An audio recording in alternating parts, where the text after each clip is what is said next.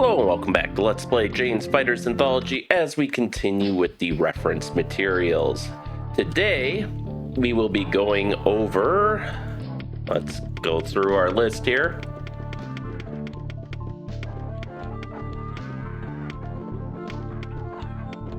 Oh, they have another Sparrow entry. Okay.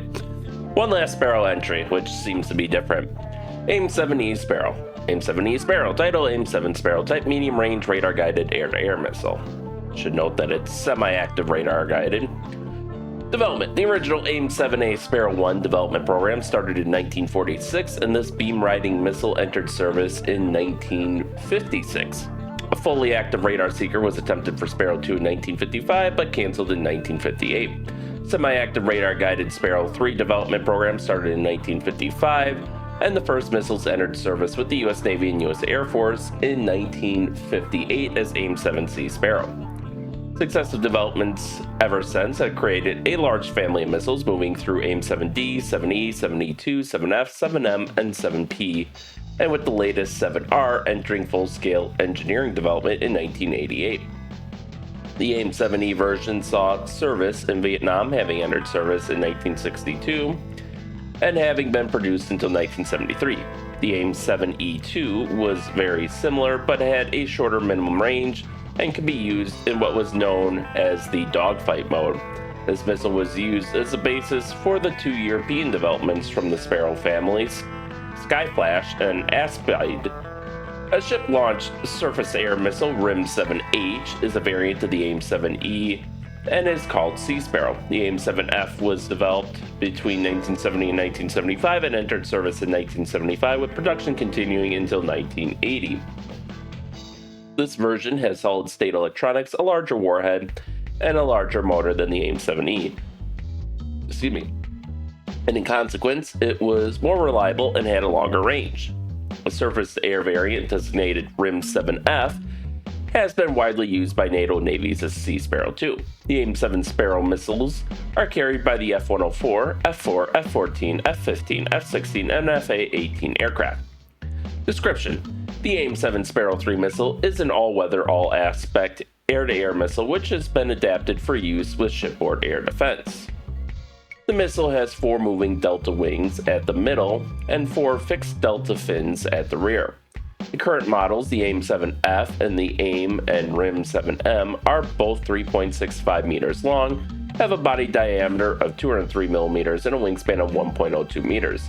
The AIM-7F has a 39 kilogram HE continuous rod warhead and weighs 227 kilograms at launch, whereas the AIM-7M weighs 230 kilograms and has a 39 kilogram HE focused blast fragmentation warhead.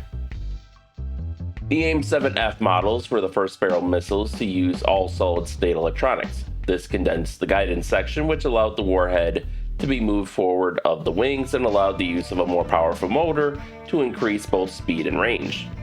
An additional change in the 7F model was the introduction of a conical scan semi-active seeker, which gave the missile a look-down, shoot-down capability against heavy clutter. Unfortunately, it was later found to be relatively easy to jam. The missile also had the ability to snap start in 2 seconds and was fitted with a new RF fuse. The AIM-7M version has an inverse monopulse semi-active seeker, which, with digital processing, greatly improves the missile's performance under heavy ECM and weather conditions. This model also has the advantage of an active radar fuse, which, together with the built-in test system, has provided a more reliable missile capable of attacking low-flying aircraft targets.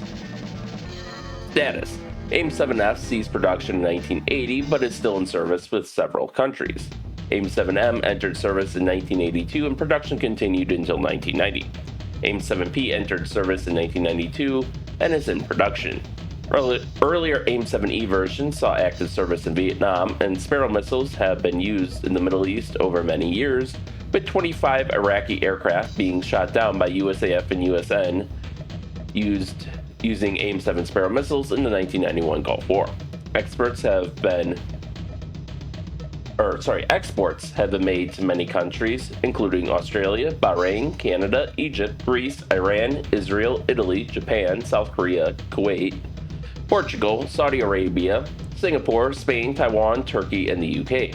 AIM-7E, F, and M have been built under license in Japan, with the USAF's decision to clear F-16AB and F-16CD aircraft to carry the beyond visual range AIM-7 Sparrow missiles. Several countries are seeking U.S. approval to fit Sparrow to modified F-16s, including Bahrain, Egypt, Indonesia, Pakistan, Singapore, and Venezuela.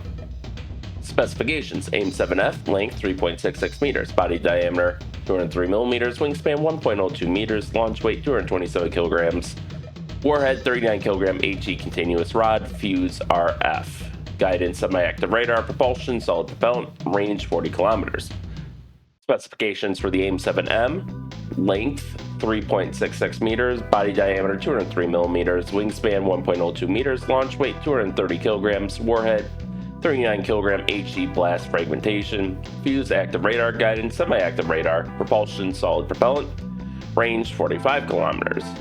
Specifications for the AIM-7P: length 3.66 meters, body diameter 203 millimeters, wingspan 1.02 meters, launch weight 230 kilograms, warhead 39 kilogram HE blast fragmentation, fuse active radar, guidance command and semi-active radar, propulsion solid propellant, range 45 kilometers. And it looks just like all the previous Sparrow missiles, so nothing new there as far as the 3D model. So yeah, long-serving missile that is now starting to make its way out, as even like the least friendly countries that we don't export our top stuff to are now getting AMRAAMs instead of Sparrows. I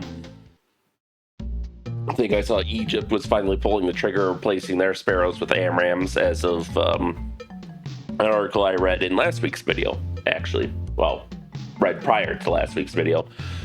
So, long-serving missile, but it's long past its use by date, just because, air combat has evolved. Semi-active, missiles just aren't a good fit for aircraft, because it relies on you to keep flying into danger, essentially, because you got to keep your aircraft's radar pointed towards the target to illuminate it. So, nowadays it's like you got to be able to maneuver. So, but it has served well in its time. So with that will conclude our first episode for today. So thank you all for watching, and stay tuned for next time, and stay safe out there, and we'll see you then.